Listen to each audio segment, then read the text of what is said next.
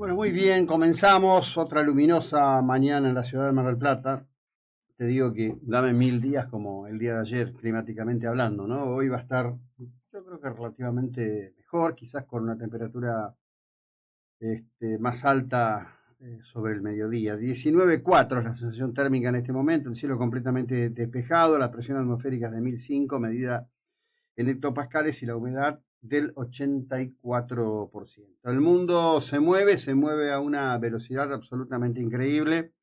En este momento está expresándose el presidente Javier Gerardo Milei en el foro de Davos. Después vamos a ir teniendo en el decurso de este encuentro algunos de los tips de lo expresado por el primer mandatario en ese foro mundial. En lo que tiene que ver con el gobierno de los Estados Unidos, Donald Trump ha iniciado sus primeras jornadas realmente poniendo un muy fuerte accionar en lo que ha sido los predicamentos centrales de su pasada campaña y de estos últimos años, fuertemente centrado en la cuestión que tiene que ver con la inmigración ilegal. Ayer se veían imágenes de la Guardia Nacional de Texas, una fuerza armada de segundo escalón que tienen prácticamente todos los estados de la Unión Americana, actuando directamente sobre el río, impidiendo el cruce de migrantes, y hubo, antes de que se cumplieran 24 horas de la asunción de Trump, deportaciones literalmente compulsivas, ¿no? Personas que fueron detenidas en los lugares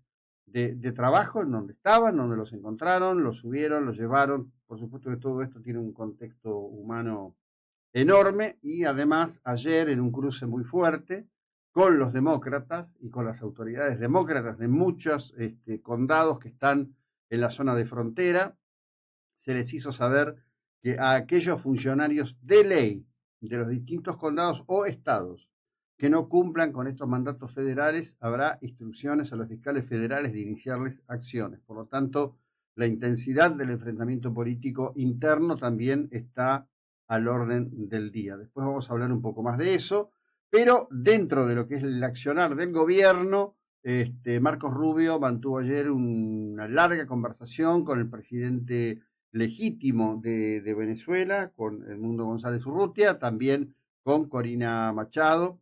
Y hay un dato bastante complejo: hay movilización de tropas o recursos armados de Venezuela hacia la frontera de Colombia y hacia la frontera de Bolivia. Esto es muy llamativo. Lo único que le faltaría al corrupto régimen criminal de Venezuela es justamente pretender de alguna manera ensalzarse con dos de los que han sido sus aliados incondicionales en los hechos.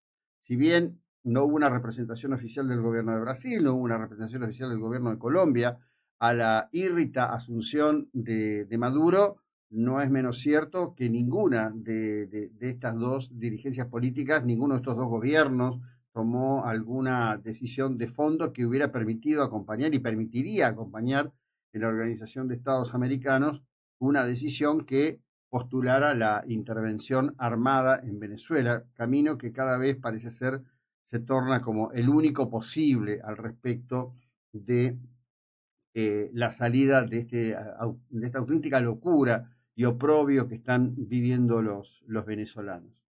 Pero el plano internacional en estas horas está realmente bullendo de situaciones diversas. Están las que tienen que ver con el clima, las inmensas nevadas en la costa este y centro de la Unión Americana, hasta prácticamente la línea de los Apalaches. Allí se produce una divisoria, y del otro lado continúan y se han producido nuevos incendios en el estado de California que siguen afectando fundamentalmente la zona del área de la ciudad de Los Ángeles.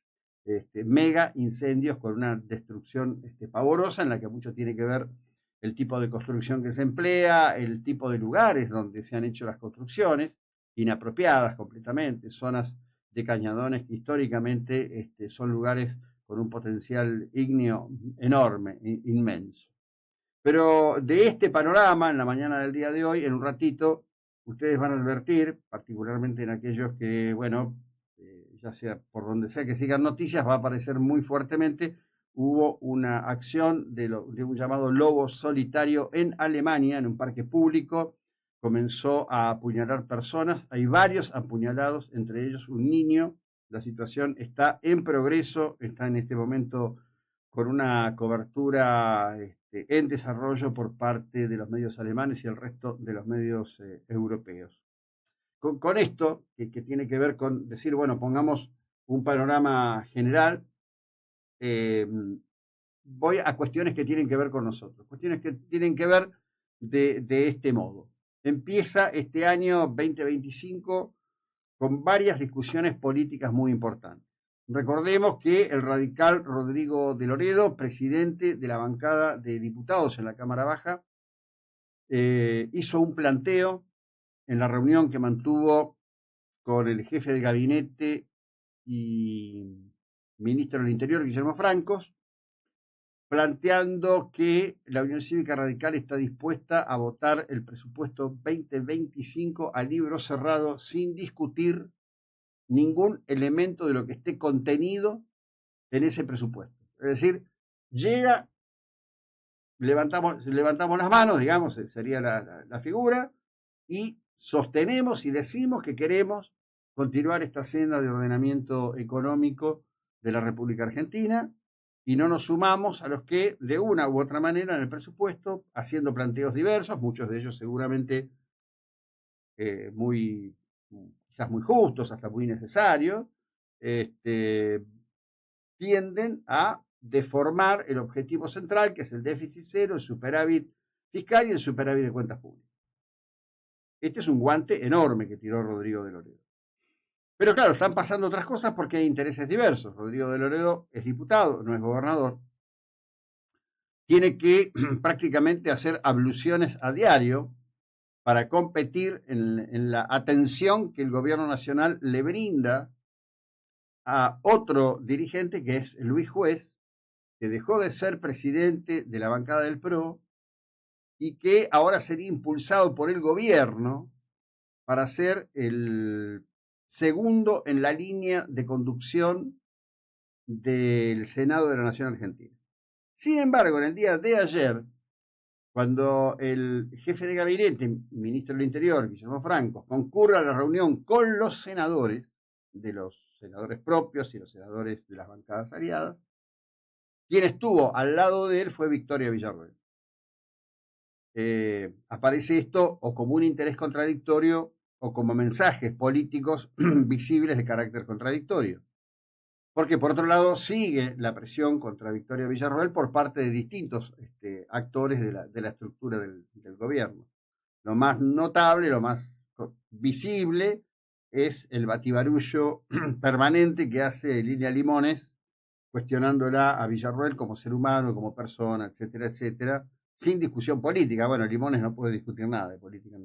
¿Qué va a discutir? No tiene con qué.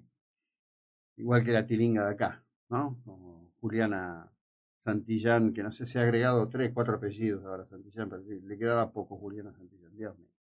Bien. Ahora, ¿qué ocurre con todo esto? Esto tiene que ver con cuestiones centrales.